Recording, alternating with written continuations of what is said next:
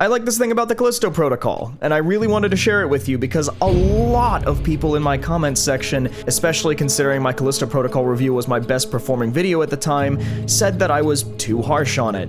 They said that they didn't understand all of the hate. I didn't hate it. And that clearly, I was only so critical because I'm just a butthurt Dead Space fan who didn't like it because it wasn't Dead Space. Gee, tell me that you didn't watch the video without telling me you didn't watch the video. I literally say that I like the game more because I'm a Dead Space fan. If I wasn't, my opinion score would have been even lower and I would have ripped into it even more. What were we talking about? Oh yeah, I liked something about this game. Also, I wanted to make this video as a juxtaposition to a similar video I made about Resident Evil Village. Both are videos talking about the attention to detail in a horror game, but where Re8's attention to detail makes it immersion-shattering, Callisto's attention to detail makes it brilliant, and creates the coolest part of the entire game. Okay, I know that phrasing seems like a pun, but I swear the fact that the coolest part of the game is in a frozen tundra is coincidental. I promise this is going somewhere. Hear me out.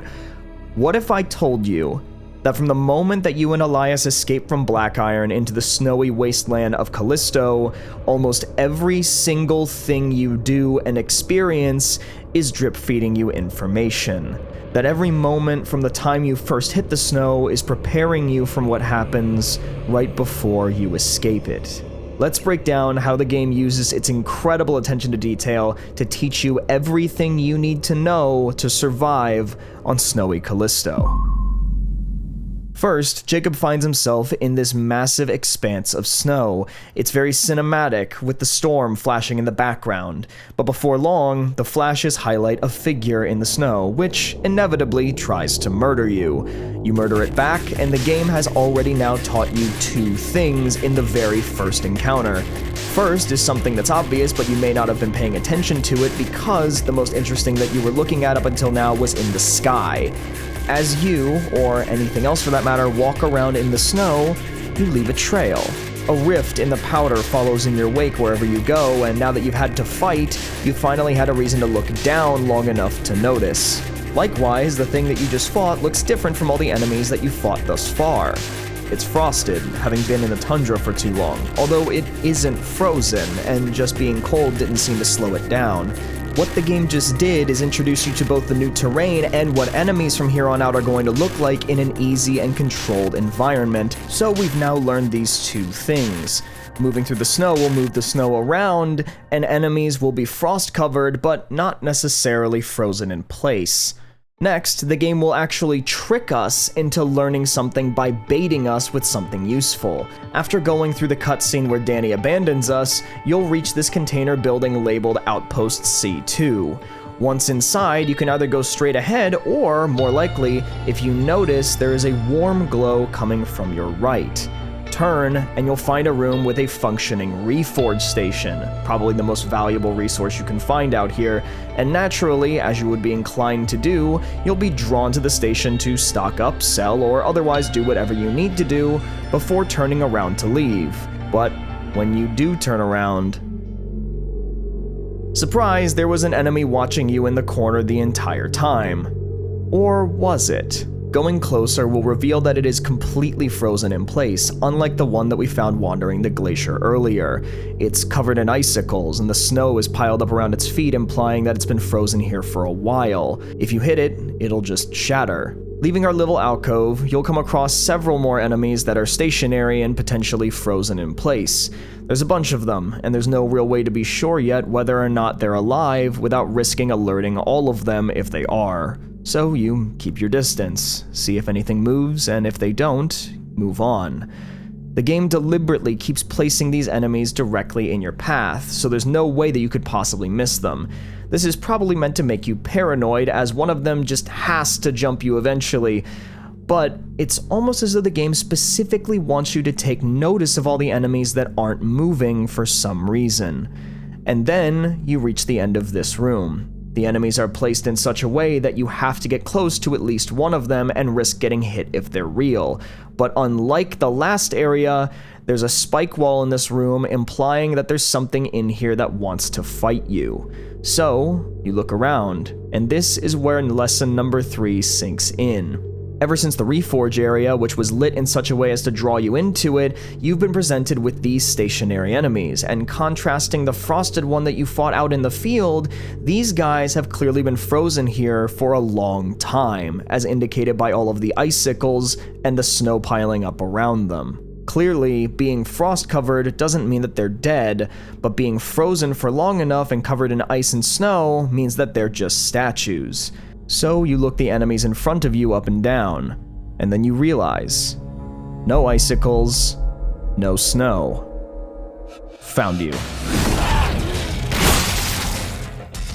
Lesson 3. If an enemy doesn't have icicles or snow piling up around it, it's real.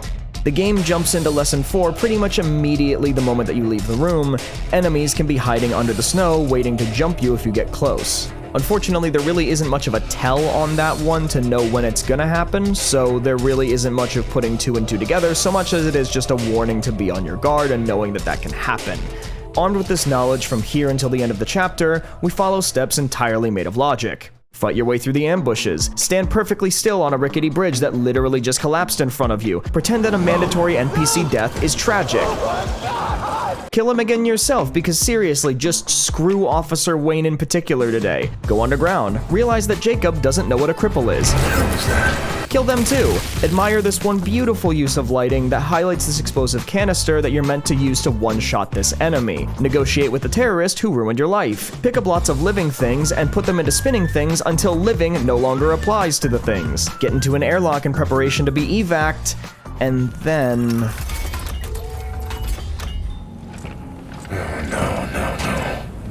You're confronted with my favorite part of the entire game, and one of the very few moments where Jacob is openly overwhelmed with what's in front of him.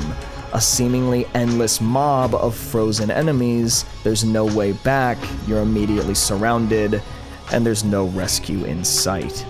But what the overwhelming odds stacked against you didn't account for is that you were paying attention. From the single enemy in the deep powder field to the frozen enemy in the corner of the Reforge Center, from the swaths of menacing frozen statues in the buildings to the moment that you're presented with ones that are actually still alive. From the moment that Jacob hit the snow until right now, facing the horde of the Frosted Forlorn, the Callisto Protocol has been preparing you for this one moment. You wander slowly, carefully inspecting, and that's when you realize no icicles, no snow. Found you.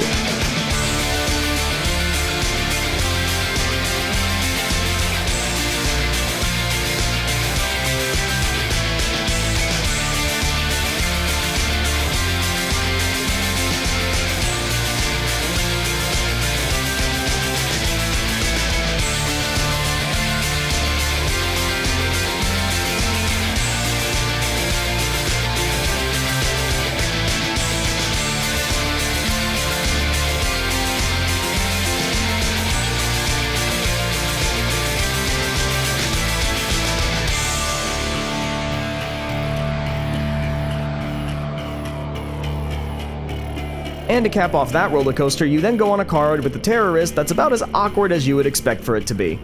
So, Don't f***ing talk to me. what's your problem? See?